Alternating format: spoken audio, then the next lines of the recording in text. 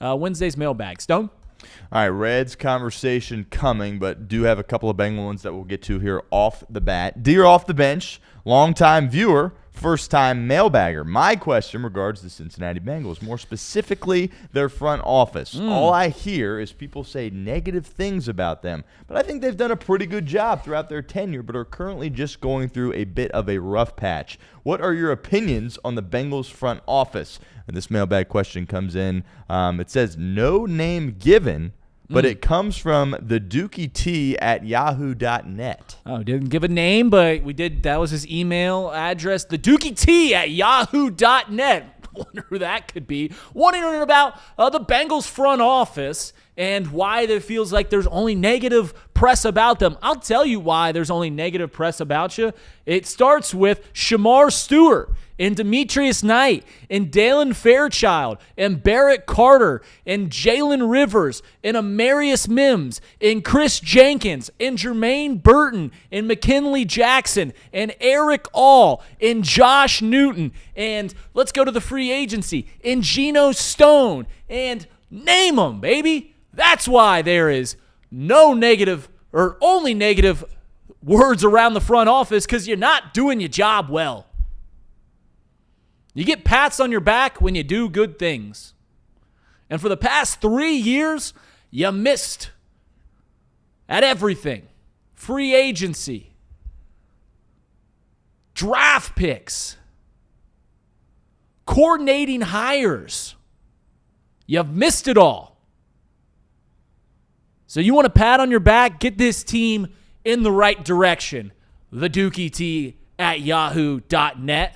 Next question. Or I don't know if you have any words or anything to add. Just real quick, Craig brought up a good point on the live show yesterday. So Paul Dehner Jr. writes for The Athletic. Tremendous job covering the Bengals. He actually wrote a piece in 23, which is not that long ago, about Duke Tobin potentially being one of the most underrated general managers in all of the NFL. And that kind of, I vaguely remember that reading that piece a couple of years ago. But then you just look at you just laid it out perfectly, all the misses. But even in 23, like what had he done around then? And I brought up this point yesterday on the live show. When you have a quarterback that's on a rookie deal, you can afford to swing and miss. That's okay. Oh, you didn't hit on that 5th-round pick? That's okay. You still have, resources you could allocate in other spots. But when you're paying the quarterback big-time money and you're paying your two weapons big-time money, I mean, the margins really get thin, and you can't afford to have these misses, especially early in the draft. So if you've been in a position since 1999, you're going to have some hits, right? You've been doing it for a long time. Shoot, you throw me and you in there, Reader, and we'd probably have a couple of hits there as well. I think we could have handled the Joe Burrow pick. But recently, when you're paying the quarterback, you have to have something to hang your hat on, and as you alluded to, miss after miss after miss. So I was texting about this, and like I said, I know that he wasn't in the position of power that he is currently in back in 1999 when he first joined this team. But I'm reminded of this. In 1999, this is a little Bengals history for you. In 1999, the New Orleans Saints, with their fresh new head coach, Mike Ditka, really wanted Ricky Williams. And they were willing to do anything to get Ricky Williams on the New Orleans Saints. They offered the Cincinnati Bengals in 1999, first year that Duke Tobin entered the front office. They offered the Bengals for their 3rd overall pick so that they could draft Ricky Williams. They offered him the 1st-round pick that year, the 1st-round pick the next year, the 3rd-round pick that year, the 4th-round pick, the 5th-round pick, the 6th-round pick of in 1999, and then the 3rd and 4th-round pick of the next year. So 2 first, 9 picks overall just to move up to draft Ricky Williams. The Bengals turned it down and instead drafted Akili Smith. And who were some other names in that top 10 overall in the 1999? Tell me if you've heard these names before. Donovan McNabb went in that draft in the top 10. Edgerrin James, Ricky Williams, Torrey Holt, Champ Bailey, David Boston, Chris McAllister, Dante Culpepper. Javon Kirsch came a little later. We went with Akili Smith and didn't want more ammo in that draft either. That was the year that Duke Tobin entered this team. So, yeah. Next mailbag. OTB, Joe Burrow is still slated to come back in the middle of December. The Bengals are currently 3-6 with their toughest stretch still ahead. Simply put, do you want to see Joe Burrow play this year? That comes in from Joe Flacco. Oh, so Joe's wondering if his job is still around. No, I don't want Joe Burrow to play this year. Why would I want Joe Burrow to play this year? When his health is the most important thing that happens with this organization. And it's one thing when I talk about crossing your fingers and hoping things just get a little better. That's the one thing that you can always just – because we're not going to get rid of him. You shouldn't get rid of him. He's one of the best quarterbacks in the league. So you can just cross your fingers and hope that Joe Burrow's health. And I don't want Joe Burrow coming back short from an injury just to, win a few more games at the end of the year. As a Bengals fan, I love watching Joe Burrow and the Bengals play every Sunday. Even when they break my heart and stomp on it. I just enjoy sitting down and watching them at 1 p.m. or 4 p.m. or whenever they play. And I love watching him play, but I don't need to see him play for the rest of this year. Because if the goal is to get as early in the draft as you can possibly get, I don't want our odds to get better winning some football games. Even though Joe Flacco looks nails out there. I don't need to see Joe Burrow play again. What say you? If you are mathematically eliminated, I definitely don't want to see him play. Could there be a chance there's a couple weeks left where you're not fully mathematically eliminated, but you got to win out and you need help from all across the conference? Then the question is, do you still want him to play?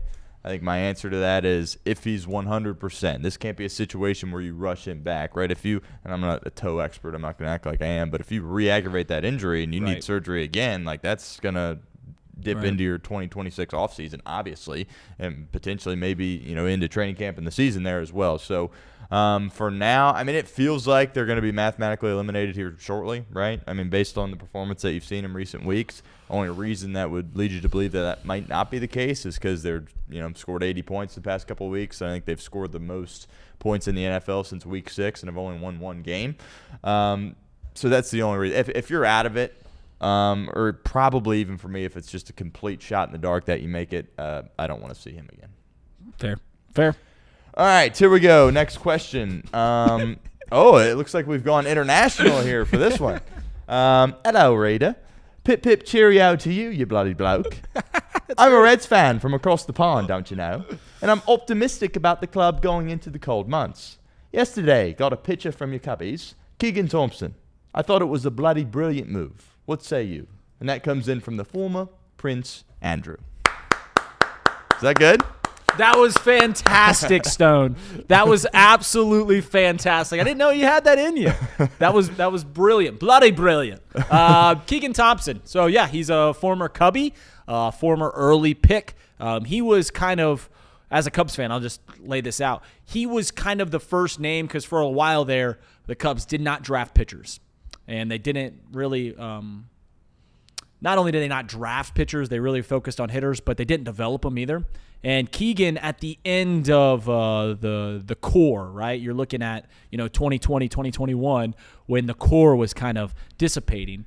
Keegan Thompson was kind of the guy that we're looking like, hey, we need you to be an ace. We need you to be really good. He never got there, but I really liked Keegan Thompson and what he was able to do. Strikes out a lot of batters and doesn't have a whole lot of velocity. He throws 6 pitches, which I always found weird. Like, Yu Darvish throws like 9 pitches. Like, I'd rather you just throw 3 or 4 pitches that are really good. But he throws 6 good pitches, and he's a swing man. Like, he's a guy that can get you 9 outs if you need 9 outs. He can start a game if you need him to start a game, and he also can come in high leverage spots because he strikes out a lot of guys. Now, he walks a lot of guys, but he's someone that if your end goal is to get, I say this all the time, the currency of baseball is outs.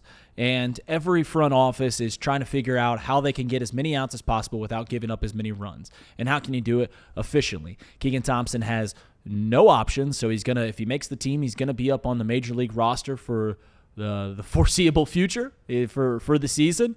And if he's been what he's been able to be back in 2023, or 2024 rather, and be kind of that swing guy that gets a lot of strikeouts for the Reds, can come in on a pinch, someone gets hurt and you need someone to start on a random Sunday, he can be that guy. And I think that's a low risk pick or low risk pickup for the Cincinnati Reds with some guy with some serious talent. Now, I think he had a bad year in AAA last year because he didn't pitch a whole lot, if at all, for the Cubs in 2025. So overall, I think it's a low risk pickup, a guy that can kind of. I saw some people on our Discord. I think even Kirby called this. He feels like a Diet Right version of Nick Martinez. Where you can get a much cheaper guy that can kind of go both, kind of swing as a starter or get you a lot of outs. I don't know if you had an opinion on Keegan Thompson. You probably, I know you haven't watched him pitch a whole lot. Correct. Yes. No, I'll definitely check to you and check to Nick Kirby on that. Nick, by the way, put out a video yesterday. It's up on the channel. Great stuff, kind of breaking down the whole move. Yeah, I'm not gonna sit here and act like I've watched him pitch or knew who he was until yesterday. But if you're picking up a guy and signing a guy on November 4th, I mean, that shows me that you like something. There's something there, and the Reds in this kind of market, you have to hit on these kind of diamond in the rough type moves, and they seem like they like him. He's a guy that's not going to blow you away with his fastball, but has lots of different pitches, and there's the versatility that maybe he could start for you. Maybe he's a pen guy. You're going to need that kind of guy. The Martinez comparison there is good. And, you got 4 locks. Well, and if you trade Hunter Green, maybe not. But for your rotation, you still don't know exactly how you're going to go with that 5th guy. I don't think the plan is for him to be that guy. I think they probably want him to be more of a bullpen guy.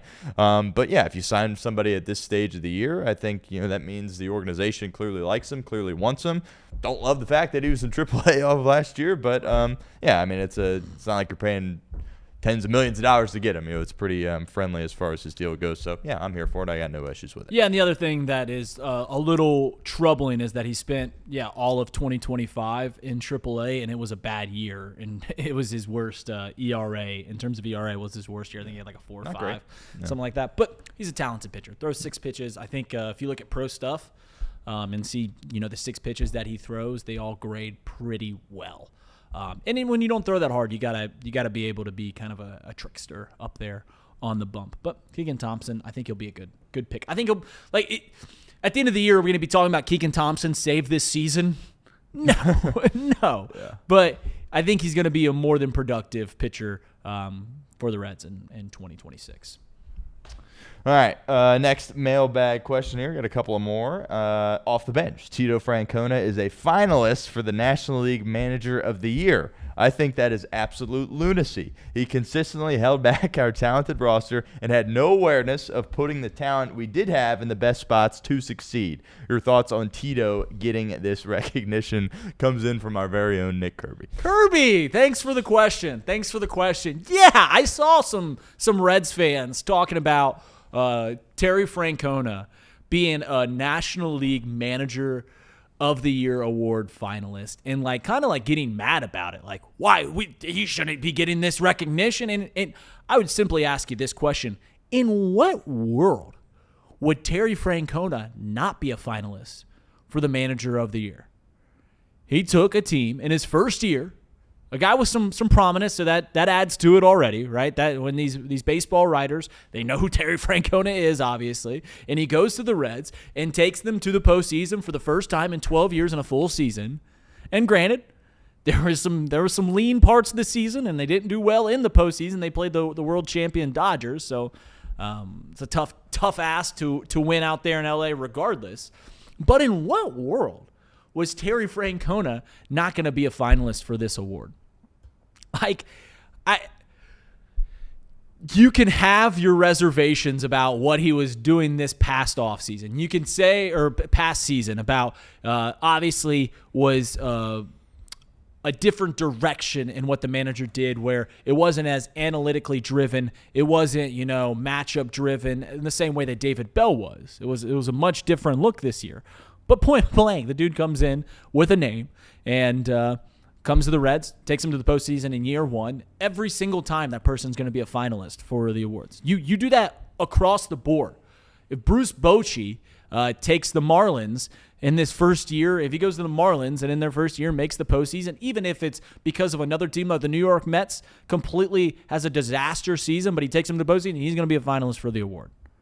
If someone, if Joe Torre, Tony La Russa, whoever, Connie Mack goes and coaches, is the manager for the Colorado Rockies, and they make it as the third wild card team, and he could have pulled every wrong lever and been negative 10 wins, like really cost them 10 wins. But they made the postseason as the third wild card team. Guess what? He's gonna be a finalist for the award. I saw some fans get in an uproar about this, and it just like, what are we talking about? Of course he's gonna be a finalist for this award. So, yeah, I don't know if you had an opinion on that. Yeah, we got this news on Monday, actually, when we were doing the Baden Sports Show at Shooters, and I said, yeah, Tito's the finalist for the award, and you were like, yeah, absolutely. Why wouldn't he be? And I sat there and I was like, yeah, you're right, absolutely. He was brought in here, big-time name. I think it was a great hire by Cincinnati. I understand some people are frustrated with him. Again, nobody was beating the Dodgers. We saw that. Even Toronto, you thought they had him dead to rights. They couldn't beat him. But, it's a team that last time they were in the playoffs was COVID, and 60-game season. Does that really count? I don't know. And then before that, it was 2013. And what did he do? He got them to the postseason. It was a team that could have been down and out 10, 15 times. Each time they got back up. I think that's a reflection on the manager. Did a great job. Is he going to win it? I'd probably give it to Murphy. I don't like the Brewers at all, obviously. But no, he's not going to win it. Yeah. He's not going to win it. I'd Pat probably Murphy give it to will Murphy, right? Pat Murphy will certainly win it. Yeah. But, absolutely deserves to be a finalist here. But real quickly. Yeah. Also, you got to remember that the people that vote on these awards are the beat writers for the National League team. So there's, I think, 30. So there's 15 teams, 2 from each team. I think that's how the Baseball Writer Association of America works for these awards. So, like, when we're talking about the beat writers of the Phillies, they're not watching Terry Francona day in and day out. All they see is that a guy that's had success somewhere else comes into this team and takes them to the postseason in year one. Yeah, that's a team that has not been good for 12 years and takes him to the postseason in year one. So, yeah, that's why he's going to be a finalist for the award. He's not going to win the award. But final question. Final one. Here we go. OTB. Yesterday, it was reported that the Reds' 2026 payroll will be similar to 2025. To me, that shows this franchise isn't serious about winning and never will be. What do you make of this report? Comes in from Bert and also his friend Ernie. Oh, Bert and Ernie, they watch the show. What about that? I love Sesame Street. Yeah, Sesame Street. Apparently, they have YouTube in Sesame Street. Good. I'm glad we have some fans over there in Sesame Street. But I saw this, and the knee-jerk reaction, obviously it's a salacious thing, right? It's a salacious thing to hear, oh, this team's not going to commit more to winning, right? Not going to commit more money to winning, especially on a year where they made the postseason. And it feels like things are kind of going forward. And you can kind of push forward, and you're like, well, you got to strike while the iron's hot, do you not? And then I just remembered, like, this team's there's a huge cloud hanging over Major League Baseball right now. And I don't think a lot of teams want to commit over amounts of money without knowing where the league is headed after the CBA is done. So I think you just kind of tread water and just go, all right, able to make the postseason. What can we do going forward? We got to be smart with our money. For anyone thought that the Reds were going to up their payroll $50 million, that's also kind of silly too. Like, we kind of knew this was going to be the case. And if anything, it lets you be able to see, all right, this is how much money we have to work with going into this year. This is what we're playing with going into the offseason, and it'll let you put the piece of the puzzle together if you're a Reds fan and like doing that sort of thing. So I don't think this was earth-shattering news. I know it was depressing for some Reds fans, but it kind of is what it is. Like, I think that let me put it this way. There's a term that we use a lot in media, and it's a nothing burger. This feels a little like a nothing burger. Like, that kind of is what you thought the payroll is, what it's going to be. I don't know if you had a take before we get into our guest stuff. Yeah, I mean, not surprised at all. I mean, this is going to be small market team. This is probably what you're going to be dealing with on a year in, year out basis, but that doesn't mean that you can't be a little bit aggressive and try to sign somebody. You still have some money to make that happen, and they need to do that because, as we talked about, I think it's a success last year, getting to the playoffs, getting to the wild card round, but you can't just say, oh, we made the playoffs. We can win a World Series with this roster. Let's run it back. No, you still need to make some improvements, despite the fact that you don't have, Dodger or Yankee money.